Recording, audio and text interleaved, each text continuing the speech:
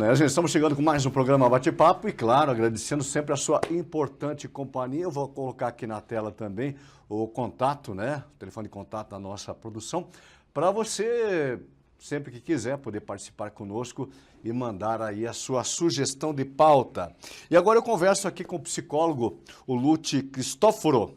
E o Lute trouxe um tema bem interessante, que vai casar com esse mês, que é o mês da mulher, né, Lute? Exatamente. Não é só o dia, né, da mulher, que é dia 8, mas é o mês da mulher, né? É o dia e o mês de comemoração, né? Mas, na verdade, todo dia deveria ser o dia da mulher, né? É uma data bem emblemática, sim, né? Perguntar por que se comemora, né, o dia da mulher.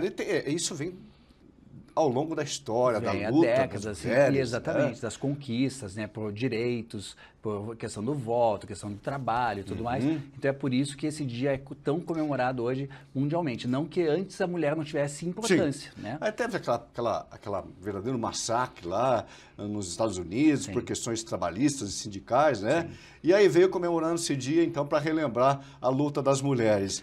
Mas eu pergunto para você, como profissional da psicologia, o que representa essa data em termos de psicologia, em termos de sociedade, essa Dia da Mulher? O que fica com tudo isso? Então, eu acho que é uma conciliação, assim, tanto dessas conquistas históricas, quanto com os objetivos que elas têm hoje em dia ainda, né? As dificuldades que as mulheres continuam tendo, né? Principalmente com as conquistas dessas questões trabalhistas, né? De carreira e tudo mais, que as mulheres conquistaram um lugar no mercado totalmente estabilizado e tal, só que isso, além dos ganhos que isso trouxe muitos desafios e muitas dificuldades, porque a mulher continua sendo dona de casa, continua sendo mãe, continua sendo esposa, e às vezes tem a parceria, né, do seu parceiro, ali, do seu marido e tal, às vezes não, às vezes ela tem que lidar com isso sozinha. Então, essa conquista desses direitos de trabalho trazem tanto sofrimento psíquico, porque ela tem que se desdobrar em 1000, às vezes, para dar muita conta cobrança? de tudo. É muita cobrança. Ô, Lute, as nossas mães, as nossas avós, elas tinham as suas outras demandas, né? Eram literalmente as donas de casa, não é isso? E elas se preocupavam com o lar. Tinha muitos maridos que chegavam no final do mês e colocavam na mão da mulher todo o salário e diziam, administre a casa, cuide da casa, faça as compras, cuide dos filhos. Eu pergunto, você que tem uma expertise assim, em termos desse tema, as mulheres de antigamente tinham essa preocupação ou não? Preocupação, você diz com o quê? Em termos dessa necessidade de se superar, porque hoje a exigência é outra. A mulher é mãe, é esposa, é dona de casa e também é uma profissional. Sim. As mães de antigamente tinham também as suas demandas? Tinham as vontades, os desejos de ter uma carreira, de fazer uma faculdade, de ter uma formação acadêmica, não necessariamente todas naquela época, de ter uma carreira profissional naquela área, mas a formação, isso é uma coisa já bem mais antiga até, de buscar uma formação acadêmica mesmo, só que eu acho que dos anos 80 para cá, essa questão profissional acabou ficando muito mais evidente, muito mais viva na vida dessas mulheres mesmo, assim, né? Então, essa conciliação de vida profissional e vida do lar, né, dos filhos, do marido e tudo mais, ficou muito mais pesado dos anos 80 para cá. Qual que hoje, os principais desafios enfrentados pelas mulheres?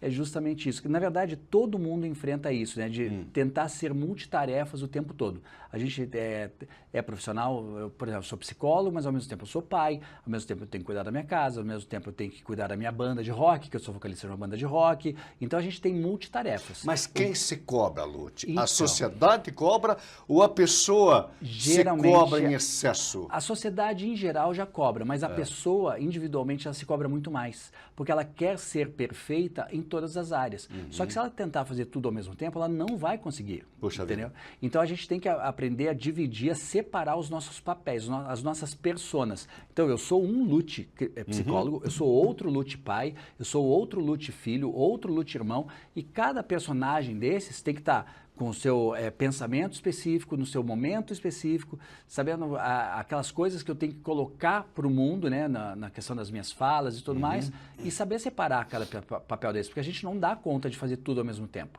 É por isso que está gerando muita ansiedade. Ansiedade. Ansiedade Puxa é mal. vida, hein? Dentro de uma clínica de psicologia, quais são as demandas e quais são as aspirações de uma mulher? com que demanda, com qual preocupação ela entra e quando ela procura um psicólogo? Geralmente esse esgotamento emocional também traz junto um esgotamento físico, né? Porque elas não estão dando conta de fazer tudo, muitas delas sozinhas, né? Sem apoio de alguém da família. Às vezes não tem um marido, às vezes tem um marido que não a apoia, às vezes não tem mais ninguém ali que dê esse suporte. Os próprios filhos às vezes não colaboram, né? Não dividem as tarefas, né, do dia a dia da casa, por exemplo. Então, está trazendo muito esgotamento físico e emocional para essas mulheres. Daí, com isso, traz uma ansiedade muito grande, porque elas se cobram. Poxa, mas será que eu vou dar conta? E se eu não conseguir isso, será que meu filho vai se desvirtuar? E se eu não conseguir isso, será que meu marido vai me abandonar? Então, esse serás é que gera essa ansiedade, e muito sofrimento por causa da ansiedade. Daí, associado a isso, e aquilo que eu falei do multitarefas, essa questão do TDAH, por exemplo, que está muito na moda, está sendo cada vez mais alimentado justamente porque as pessoas não conseguem ter foco em uma coisa por vez. Ela está, por exemplo, a mãe de família, ela está lá fazendo o jantar, mas ao mesmo tempo ela está colocando a roupa para lavar na máquina, daí ela coloca a roupa, daí ela vai na sala, pergunta se o filho está fazendo a lição de casa, daí vê se o filho ajuda em alguma matéria ali, alguma questãozinha, daí volta, mexe um pouquinho de novo na comida, volta e pergunta para o marido o que apareceu na televisão de notícia e tal. Ou seja, ela está com tudo vivo ao mesmo tempo na cabeça. Então, não tem Mas como. essa mulher moderna, Lute, de certa forma não pediu isso para ela? Sim. Né? É uma reivindicação antiga.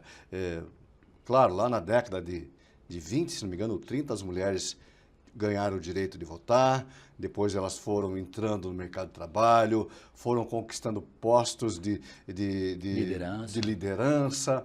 Hoje as mulheres estão nos esportes, até então antes somente masculinos. As mulheres estão hoje nas Forças Armadas, nas polícias, são juízas, desembargadoras. Elas pediram isso, essa responsabilidade. Vou fazer uma pergunta, não sei se é correto, mas elas estavam prontas para esse desafio que a sociedade disse, ok, você quer, então toma. Lide com isso. Lide agora, com isso. Será que elas estavam preparadas, essas gerações de mulheres? Eu acho que não, porque não tinha como prever, né, que seria esse acúmulo tão gigantesco de tarefas, assim, e não tinha como prever se elas teriam ou não o suporte e apoio, né, dos seus parceiros, dos seus companheiros, né? Vamos jogar uma pedrinha nos maridos agora? Vamos. Então vamos lá. Você deve ter ouvido isso lá na sua clínica. Muito. O marido, o homem, o companheiro, é presente, na sua grande maioria, no dia a dia da mulher, porque a mulher, como nós falamos, hoje ela é mãe, dona de casa e empresária ou funcionária de uma empresa. O marido está ciente disso, na sua grande maioria? A maioria não.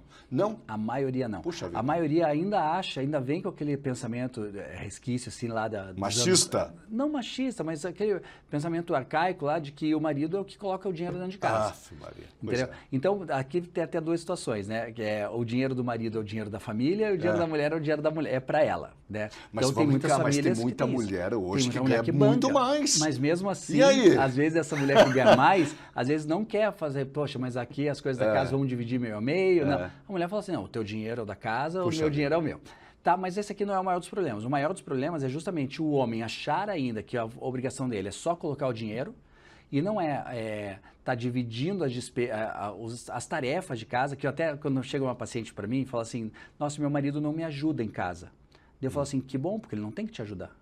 Daí ela leva um susto, fala assim, como assim não tem que me ajudar? Eu falo assim, porque não é ajuda. Se ele mora junto com você, é divisão de tarefas. Ele não mora lá também, ele não precisa também ter a casa limpa, a roupa lavada e tal. Então, você tem que dividir. Ó, nós temos tantas tarefas dentro de casa, o que vai se ficar para cada um? Ajuda é quando vem alguma pessoa de fora, vem jantar, por exemplo, na minha casa, eu lá faço um jantar para a pessoa e tal, e a pessoa, posso lavar aqui essa loucinha rapidinho e tal? É uma ajuda, é uma pessoa que não mora ali comigo. Mas os maridos ainda acham que fazer alguma coisa em casa ainda é uma ajuda, que aquilo ainda diminui o lado deles como homens e tal, e é um erro, porque daí acumula tudo para a mulher, daí a mulher fica sobrecarregada, daí desconta no marido, daí a relação fica uma droga, daí perde interesse até afetivo e sexual, e daí vira esse bagunça que está. Vamos enveredar por esse tema agora. Sexualidade da mulher e de um casal. Porque nós estamos falando do enfrentamento diário, não querendo ser repetitivo, mas a mulher, a mãe, dona de casa, tem os filhos, tem suas tarefas, tem o seu trabalho. E onde é que fica a parte sexual da mulher, do romantismo? Há vez para isso? E como que a psicologia pode dizer, sim, pode, não pode? Como é que deve ser? Porque a vida é um todo, né? Pode e deve, né? Até tem várias mulheres que vêm, e geralmente são dois problemas aqui, né?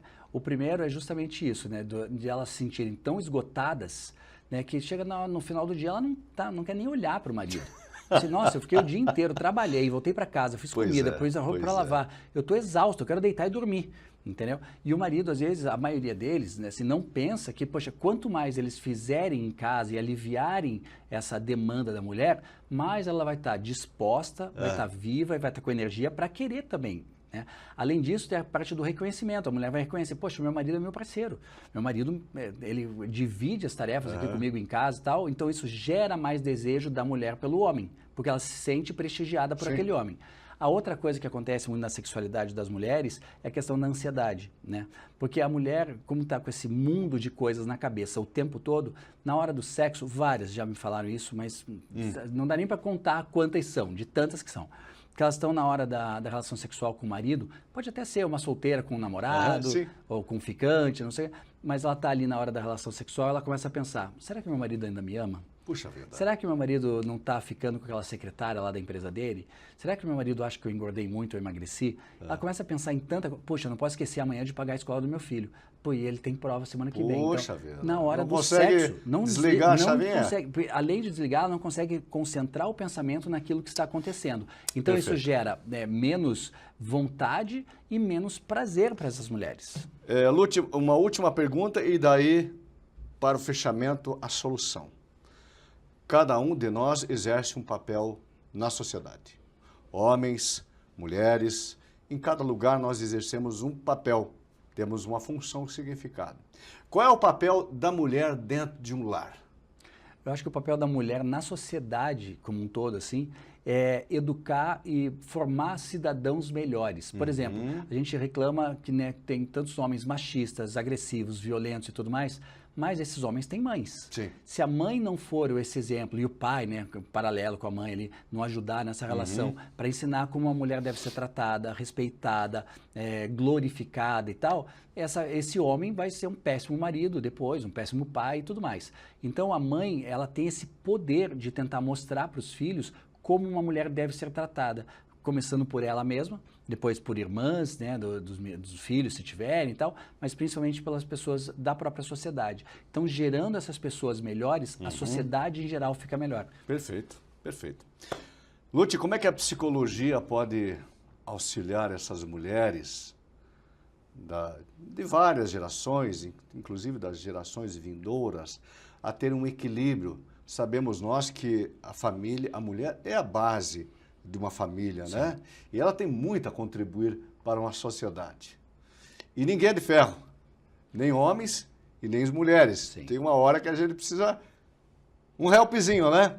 Como que a psicologia pode ajudar essas mulheres a se amarem, curtirem a vida, a família, os filhos, o marido, o sexo, e ter uma vida em abundância? É justamente isso, através da psicoterapia, né, onde a mulher coloca toda a realidade dela e que às vezes a gente não consegue enxergar cegamente como tudo está acontecendo aqui no meu mundo, né? Porque é tanta coisa uma em cima da outra que a gente não enxerga o todo da situação, né? Então, quando ela traz todas as realidades dela e traz isso para a terapia, e a gente como psicólogo ali fala assim, poxa, mas você já tentou fazer isso aqui por outro lado? Já tentou enxergar isso aqui de uma outra forma e tal? A gente começa a ampliar o leque de opções dessa mulher na própria vida, de como ela vai se comportar, como ela vai conversar, né, com as pessoas, como ela vai impor respeito, impor autoridade para os filhos, limites para os filhos, exigir, né, e cobrar essa parceria dos seus maridos e tudo mais. Então, na terapia, a mulher vai ter uma chance de falar sobre coisas que ela não falaria na rua, porque, por exemplo, às vezes todas as mulheres... Que é diferente de falar com uma amiga, claro, né, com alguém da família. Porque as pessoas julgam, sabe? Então, por exemplo, todas as mulheres hoje em dia trabalham praticamente. Então, se uma mulher chega para a amiga e fala assim, nossa, eu não estou dando conta, porque eu tenho que trabalhar, eu tenho que cuidar da casa, tenho que cuidar do meu filho e tal. A outra mulher, às vezes tem empatia, muitas vezes não. Aí a pessoa, tá, mas todo mundo faz isso. Você está reclamando do quê? Então, é importante um olhar... Então, um olhar neutro do psicólogo, que não vai ter esse julgamento, que vai ajudar, vai acolher, e isso vai trazer essa paz emocional para essa mulher, esse equilíbrio emocional. Maravilha. Eu vou colocar na tela, então, para você de todo o Brasil que quer conversar com um excelente profissional que atende há mais de 20 anos, tanto o atendimento na clínica presencial, como hoje é muito comum o atendimento... Chamado de vídeo. O chamado de vídeo, né? Telemedicina. A telemedicina é algo muito moderno É o futuro. E muito viável. É o futuro. Então tá aí na tela, Lute Cristóforo, ele que é mais de 20 anos profissional, psicólogo, e @Lute_psicólogo. Anote, se tiver alguma dúvida, fala com o Lute. Lute, um abraço, viu? Volte sempre. Obrigado e até a próxima. Vamos chamar um intervalo, gente. 1 minuto, nós estamos de volta.